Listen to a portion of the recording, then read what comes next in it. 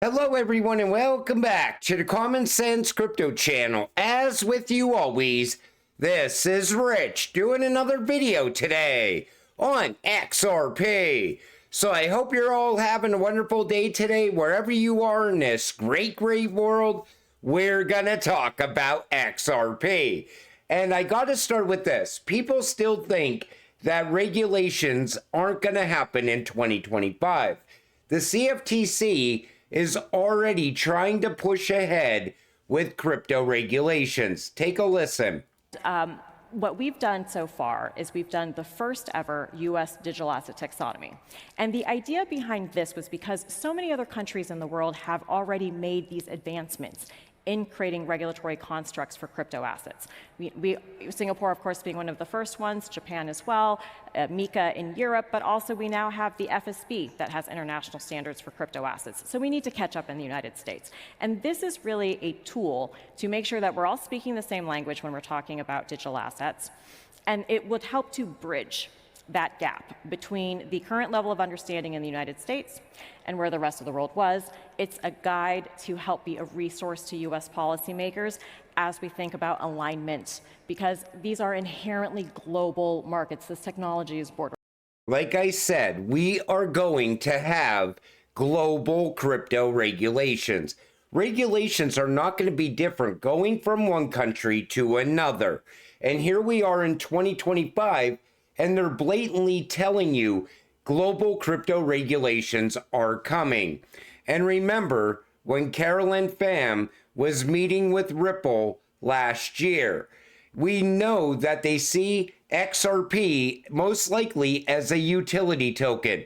The same way the IMF looks at XRP, the same way MiCA looks at XRP. It's a utility token going forward. I expect the same thing to happen here in the United States.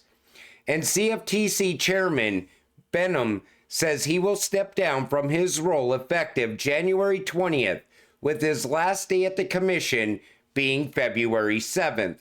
And a lot of people said that he had to step down because he's anti-crypto, but that's not the case.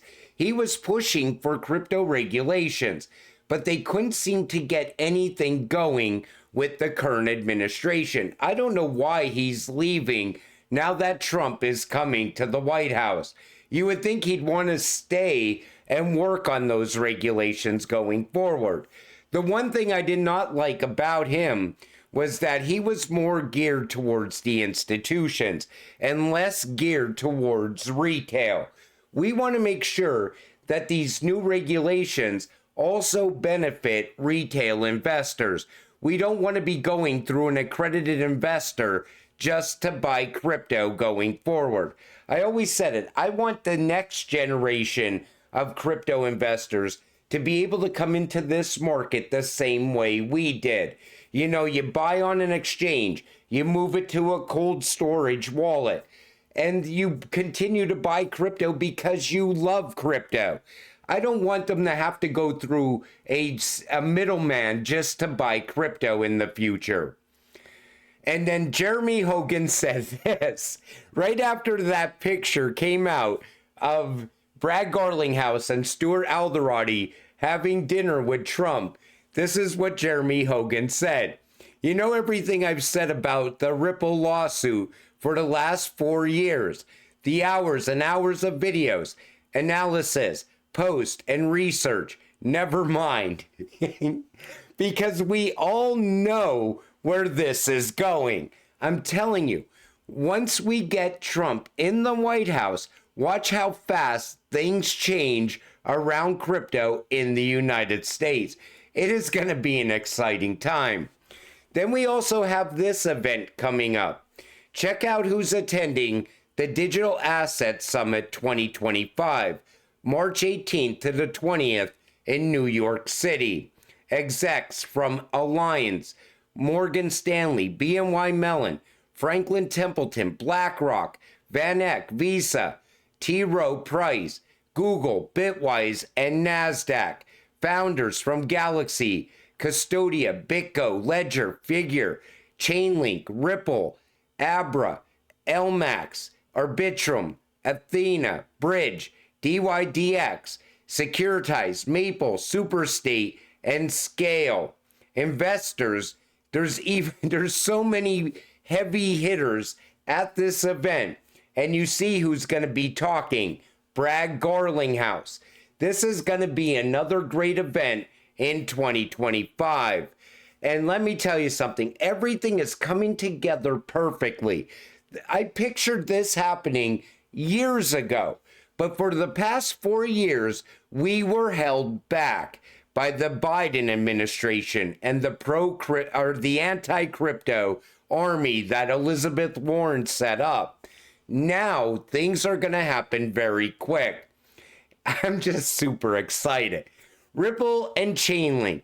RLUSD has adopted the Chainlink standard for verifiable data to fuel DeFi adoption with real-time secure pricing data. This comes right off the Ripple website. It's all about data and price feeds. That's why Ripple is coming together with Chainlink. And this makes a lot of sense. High quality data. Chainlink price feed source data from numerous premium data aggregators, leading to price data that's aggregated from hundreds of exchanges, weighted by volume, and cleaned out of outliers and wash trading. Secure node operators. Chainlink price feeds are secured by independent, security reviewed, and Sybil resistant Oracle nodes run by leading blockchain DevOps teams, data providers, and traditional enterprises. Decentralized network. Chainlink price feeds are decentralized at the data source, Oracle node, and Oracle network levels, generating strong predictions against downtime and tampering by either the data provider or Oracle network. And it's a reputation system. Chainlink provides a robust reputation framework and set of on-chain monitoring tools that allow users to independently verify the historical and real-time performance of node operators and Oracle networks. That's why Ripple is coming together with Chainlink. And right away, people all over X, well, it looks like Chainlink is about to replace XRP. That is not what's happening at all. Yes, indeed, Ripple isn't replacing Swift anymore. It's using Link to get to Swift. So in a way, Link is the ultimate banker coin. But that's not what's going on. You know, Ripple and Swift have been coming together for years. Chainlink is all about data and messaging. I hold Chainlink. I bought Link a long time ago. I sold off a lot of it and put the money into XRP because I don't like the ties to Swift that Link has. It's too dependent on Swift succeeding going forward. But this strengthens both Chainlink and XRP and Swift all at the same time. Ripple, Chainlink, and Swift. And this is a better understanding of how this will work. So you see Ripple USD, RLUSD, Chainlink standard, price feeds, DeFi protocols, lending, borrowing, DEXs, yield farming, etc.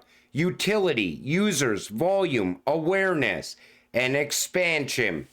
This is going to benefit XRP holders, it's going to benefit Chainlink holders, it's going to benefit Swift in the end. Look at this as a positive because everybody thinks it comes down to one cryptocurrency. XRP is everything, right?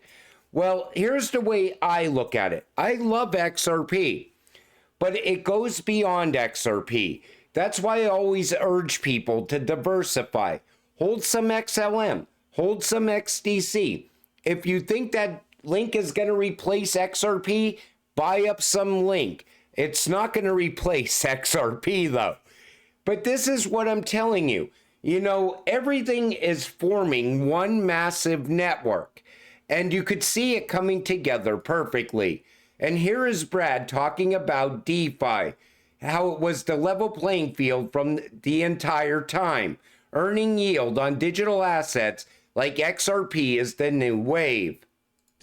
Yeah, Like, I think there's no doubt Ripple has always viewed ourselves to some degree, and consistent with what Yoni described, as kind of a bridge between traditional finance and decentralized finance. And said another way, it's like, okay, here's the legacy infrastructure with a new infrastructure. There needs, in our judgment, to be bridges between those. Some in crypto, I think, early on were really much, hey, there's going to be a separate, distinct, and it's going to be independent, and there's going to be, the one's going to win over time. And it's like, you're going to have a blended infrastructure for, I think, a very long time. And Ripple's really tried to enable that, as Yoni described, and working with financial institutions, enabling them to use these technologies. But really, if you go back in time, the XRPL, the XRP ledger was all about tokenizing and enabling the transfer of any type of assets.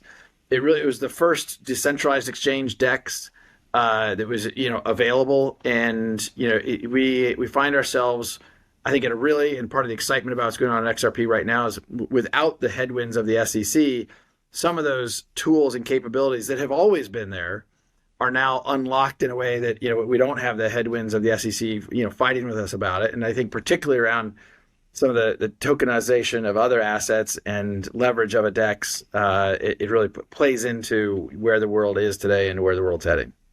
Like I said all along, the fact that we had Gary at the SEC, that was even holding back tokenization because of the way Gary talked about tokenized assets.